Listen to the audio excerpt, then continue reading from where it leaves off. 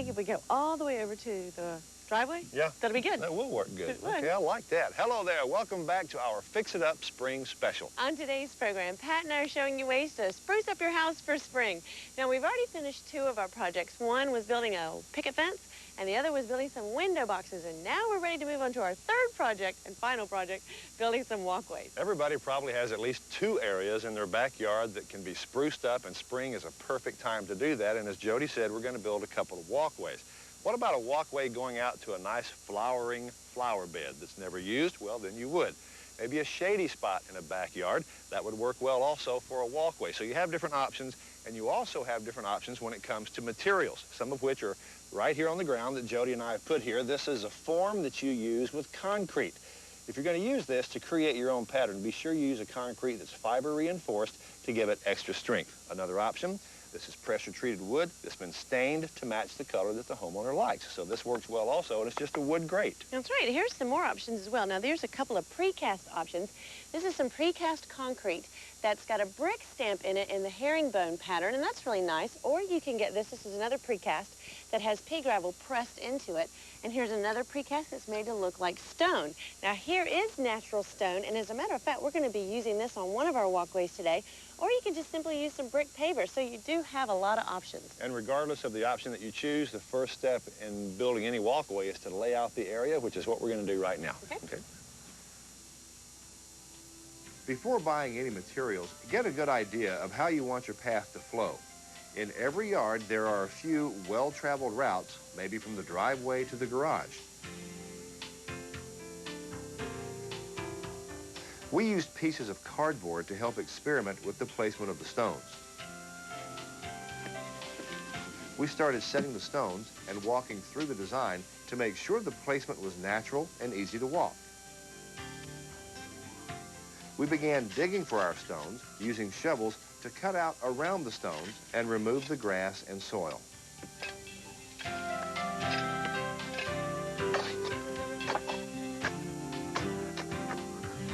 Well, now that Jody and I have all the stones placed all the way through the yard, all the way to the front door, and we know where we want them, now all we have to do is get them ready to set down into the ground. Now is the labor-intensive part. This doesn't require a lot of skill, just a lot of muscle. Now, these stones that we're using, we selected the flattest ones that we could get, but sometimes they're only flat on one side and not on the other. This is going to require some digging, so we're taking the sod out, digging down, and we may have to use some sand also to create a nice flat surface. We're going to save some of this sod, put it in the wheelbarrow, and use it in some of the bare areas of the yard so that we won't have so much dirt showing in the yard. We'll have nice grass. This is repetitious work all the way to the front door, so while Jody and I work on this, why don't you take a look at some great information on how to make your air conditioner run more efficiently. One easy way to save money around the house is to check your air conditioning filters regularly. Now, this is one, look at this. It's only been in here about a week, and it's already, with the return air, has already collected this much debris. It's probably best to change your air filters at least 1 time a month, especially in those months where you're running the unit frequently, like in the dead of summer, if it's running all the time. When it comes to filters, you have a couple of different choices. On the lower end, as far as cost goes, you have this type. And then more expensive type of filter is this type. Now, this one will filter more debris and more dust out of the air than will this type. Also, check on the edge of all filters, and you'll see an indicator arrow just like that. That tells you which way to insert the filter so that the air flows through in the right direction. And these, especially these, are very inexpensive. Go ahead and buy several of them. You can buy a 5 or 6 pack for just a few dollars, and you won't have to keep running back to the hardware store to buy them when you need them. Also, check your condenser unit on the outside. Make sure no vines are growing out there that will get into the coils or around the motor, making it run less efficiently out there. Bottom line is, here's a reminder, make sure you have your entire unit serviced completely every 2 years, and you'll be a lot happier in the long run, and as I said, you will save some money.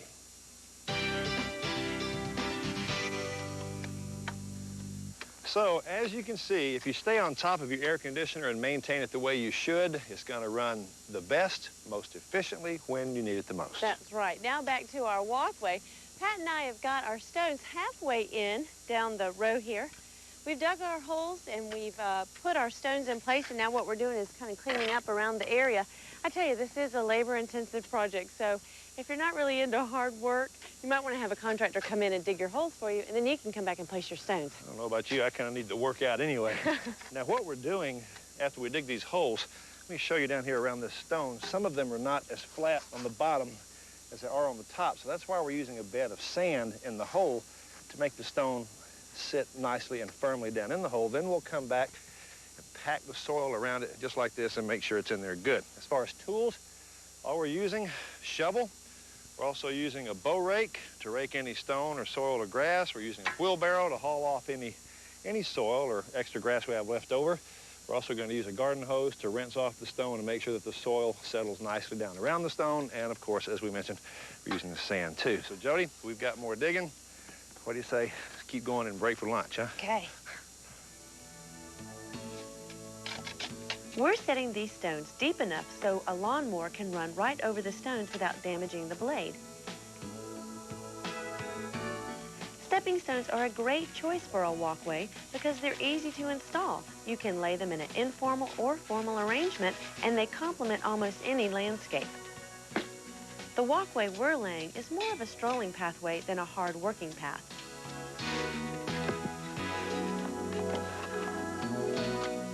You better hurry up, I'm catching up to you. Yeah, you just keep that water over there. Well, Pat and I have finished our walkway, and now what we're doing is we're just getting all the excess soil off of the stones. And what this will do when you water it down with your garden hose is go ahead and set the stone firmly in place and kind of pack the soil and the sand around it. It gives you a good solid foundation as you step on them. Now, we ended up with 40 feet of walkway. It took us 65 stones. We spent $130, $135 on materials. We didn't have to buy a shovel or a rake. We already had that, so all we had to buy was the stone. And the toughest part about this job, digging the holes and putting the stones in. You did not like that, did you? I needed the work. I needed the work. Here's a good tip for you. When you are considering doing a stone walkway, go ahead and consider getting stones that are native to your area, because if you do have to import your stones, you are going to pay a premium price. Also, if you don't have the manpower or the means of getting your stone, say from a supply house, you can have them delivered. So that's convenient. That's right. Now, we're going to take a break, but don't go away, because when we come back, we're going to build our second walkway, and for that one, we're going to use pea gravel. Stay with us. I'm going to get you. Yep, okay. I'm running.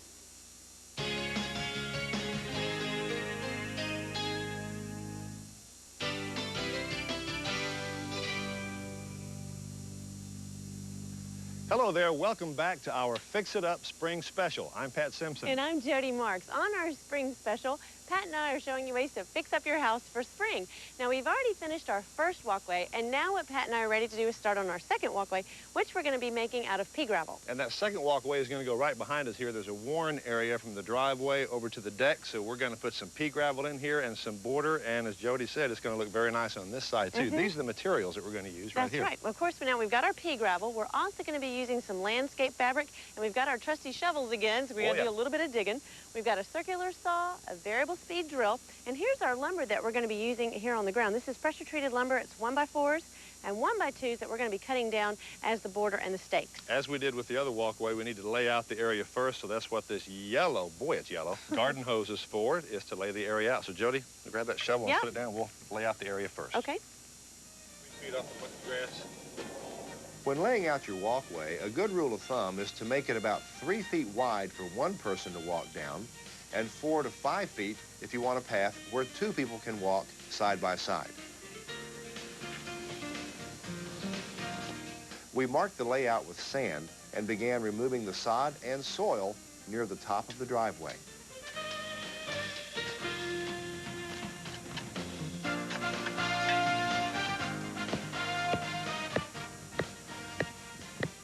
Well, so far, we are about halfway through with the walkway. Once we got all of the soil trenched out, then we were ready to actually lay in the borders. Now, what we did first, we cut our 1x2 pressure-treated lumber into 10-inch stakes. I know we tell you this a lot, but it's really important to wear a dust mask and eye protection to protect your eyes when you're using power tools.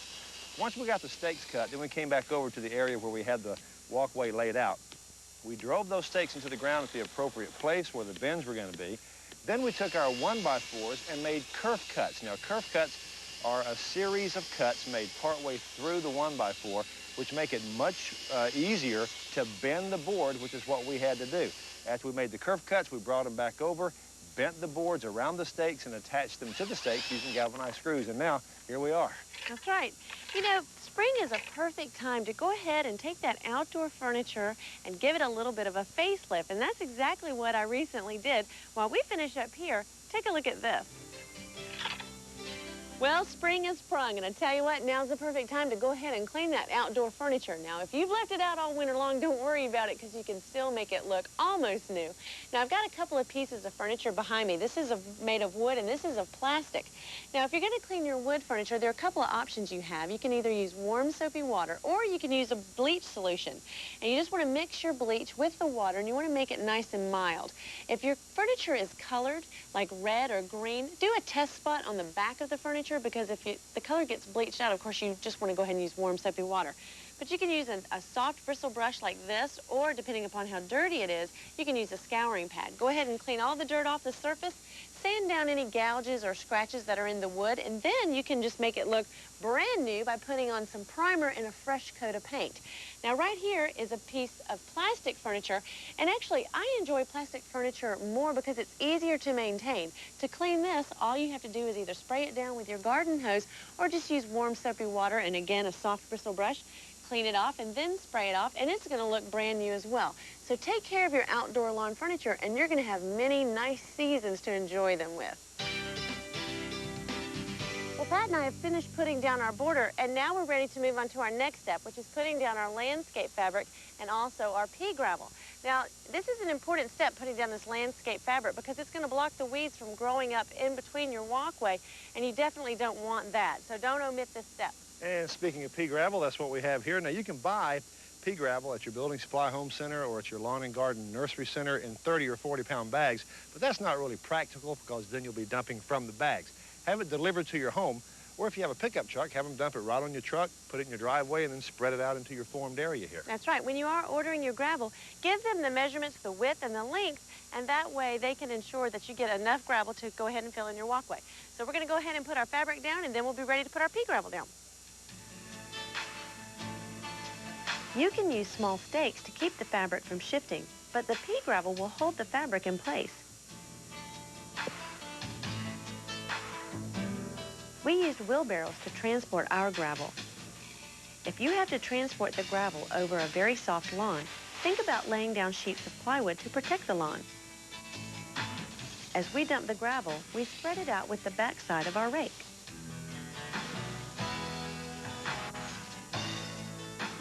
Watch this, Pat. All right. All right, now me.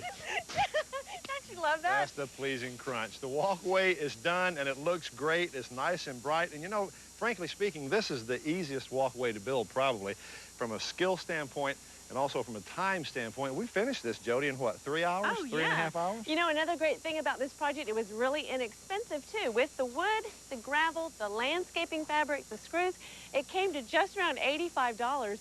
And, you know, it looks perfect. Yeah, it really does. And minimal digging as opposed to the stone that we put in earlier. Now, don't go away. Stay with us, because when we come back, we've got some great lawn spruce-up tips for you. Stay with us. For that. The crunch. I love it. Yeah, yeah.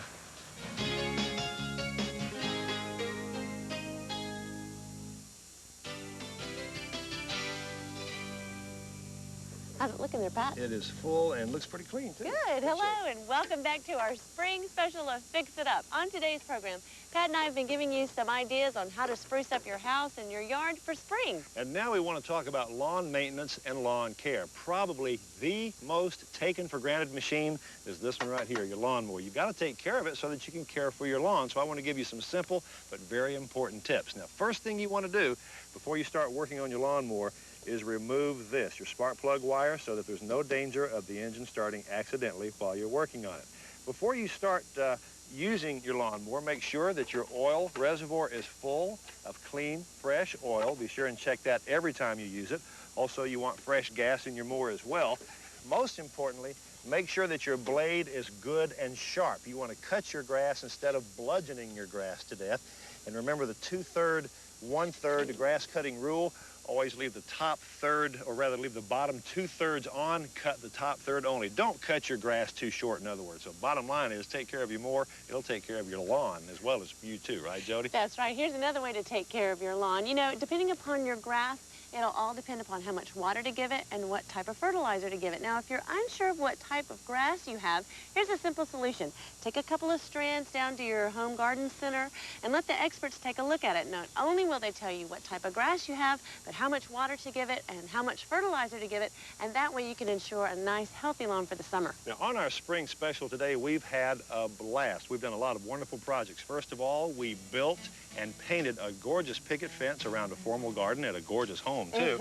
And then those window boxes were very nice. Oh, they did. They turned out great. We built 2 window boxes and really filled it with some beautiful spring flowers, and those will be nicely blooming in the summer as well. And the 2 walkways that we wrapped up with, a nice flagstone walkway where we dug out the sod and put the flagstone flush in the ground, and the pea gravel walkway that's also beautiful, too. So everything turned out my favorite. I think so, too, yeah. We've had a great time on the program today. We hope you have, too. We will see you next time on Fix It Up. Thanks for joining us.